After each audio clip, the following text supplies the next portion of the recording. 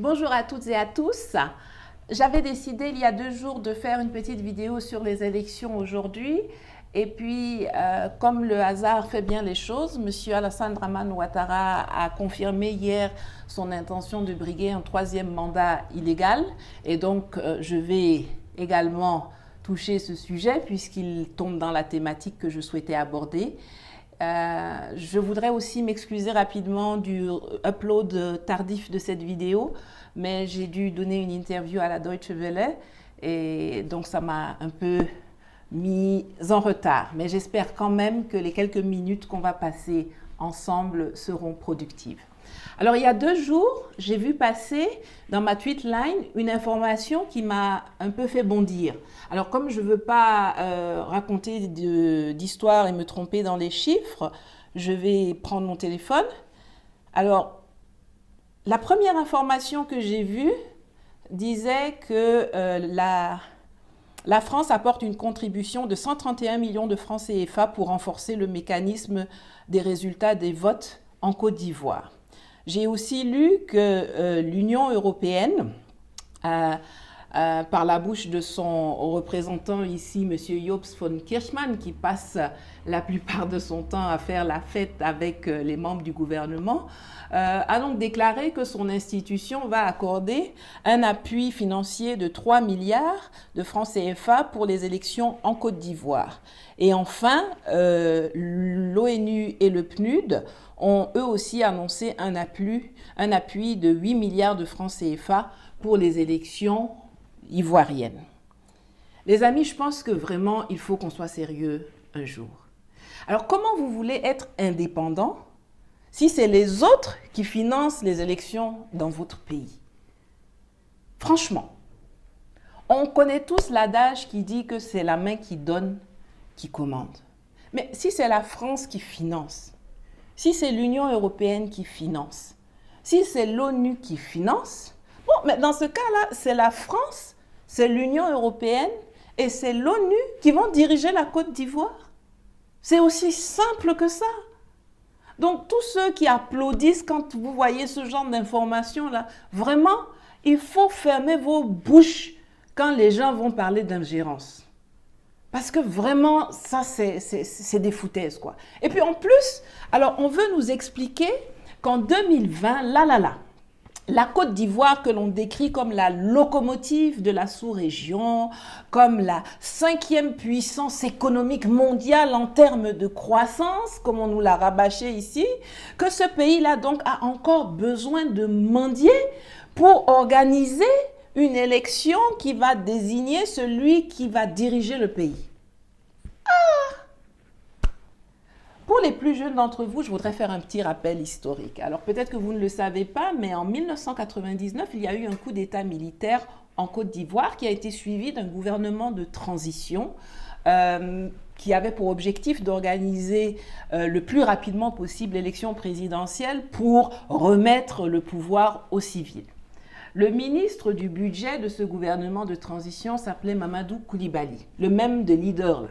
Il avait 43 ans à l'époque et il est jusqu'à ce jour le seul ministre qui a réussi à organiser un référendum constitutionnel, une élection présidentielle et des élections législatives uniquement sur fonds propres ivoiriens. Je répète, il n'y a aucun franc qui soit venu d'ailleurs que des ressources de l'État de Côte d'Ivoire. C'est possible, Mamadou Coulibaly l'a prouvé. Quand on fait preuve de rigueur, quand on fait preuve d'intégrité, de compétence, on peut se gérer en toute souveraineté. Alors, l'évocation de 2000 m'amène à la thématique du 3e mandat de M. Ouattara. En effet, le président de la République d'alors, le général Gueye, avait les mêmes conseillers penchés que M. Ouattara aujourd'hui, notamment Adama Bictogo, et il a voulu lui aussi ignorer l'aspiration profonde du peuple ivoirien à des changements positifs. Et comme lui aussi, il a voulu utiliser l'armée pour impressionner les populations. Mais en 2000, le peuple était debout. Le peuple s'est levé et puis il a mis en déroute le général et ses militaires quand ceux-ci ont voulu commettre un hold-up électoral. Et c'est exactement ce qui attend M. Ouattara maintenant. Ce monsieur-là s'est levé en 2016. Il a rédigé tout seul dans son coin une constitution qui l'arrangeait. Il l'a imposée au peuple de Côte d'Ivoire dans la violence. Et je sais de quoi je parle parce que mes amis et moi, à l'époque, on s'est fait gazer, tabasser, malmener, arrêter par les milices de Ouattara et les forces de l'ordre qui obéissaient à Ouattara les yeux fermés. Mais on a lutté sans relâche contre cette constitution. Malheureusement, on n'était pas assez nombreux et le crime a été commis. Et puis, c'est le même là qui se soulève 4 ans après et qui décide de violer lui-même la propre constitution qu'il a imposée aux Ivoiriens en 2016. Mais est-ce que c'est normal? Est-ce que M. Ouattara est normal? À l'époque, j'anticipais déjà que M. Ouattara voudrait se représenter en 2020 et que c'est pour ça qu'il insistait pour qu'on passe à une 3e république. Mais lorsque la version finale est sortie, nous avons tous constaté que l'article 183 de la nouvelle Constitution instituait la continuité législative. C'est-à-dire que toutes les dispositions de l'ancienne Constitution, qui n'étaient pas modifiées par la nouvelle, demeuraient en vigueur. Et c'est ce même article 183 qui empêche de facto la candidature de M. Ouattara en 2020. Alors, on a tellement bavardé à l'époque là-dessus que le gouvernement avait même écrit sur son site web pour confirmer que Ouattara ne pourrait pas être candidat en 2020. Mais comme aujourd'hui, ça ne les arrange plus, ils ont tenté, comme de vulgaires pieds nickelés, de faire disparaître le site, sauf qu'à l'ère du digital, là, rien ne disparaît et que le site peut toujours être consulté sur Internet. Donc, désolé, ça n'a pas marché. Aujourd'hui, c'est le 7 août. Et aujourd'hui, normalement, la Côte d'Ivoire célèbre ses 60 ans d'indépendance. Mais aujourd'hui est un jour de tristesse, c'est un jour de deuil. Non seulement parce que la Côte d'Ivoire n'est toujours pas indépendante, puisque même pour ces élections, elle a besoin d'aller mendier l'argent des autres pour les organiser, mais aussi parce que la Côte d'Ivoire a été violée hier par celui-là même que les populations avaient désigné pour prendre soin d'elle. Mais nous pouvons décider que ce jour est le premier jour du reste de la vie de la Côte d'Ivoire. Vous avez 2 options. Soit vous vous mobilisez massivement pour battre Ouattara à son propre jeu dans les urnes, et dans ce cas, vous allez signer massivement les parrainages pour Mamadou Coulibaly. Le 31 octobre, vous sortez massivement pour aller voter Mamadou Coulibaly.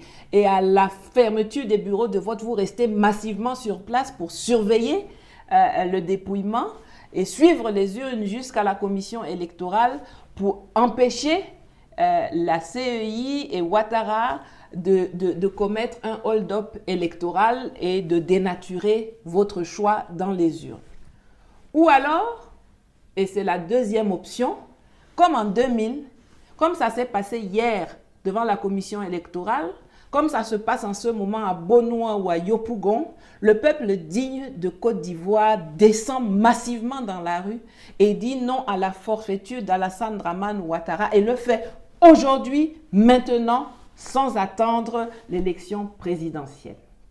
Que ce soit à Boasso, à Divo, à Bondoukou, à Guiglo, à Ferké, à Danané, à Yakro, à Gagnoa, n'importe où, partout en Côte d'Ivoire, vous sortez et vous dites non à ce viol de trop, vous, le peuple souverain.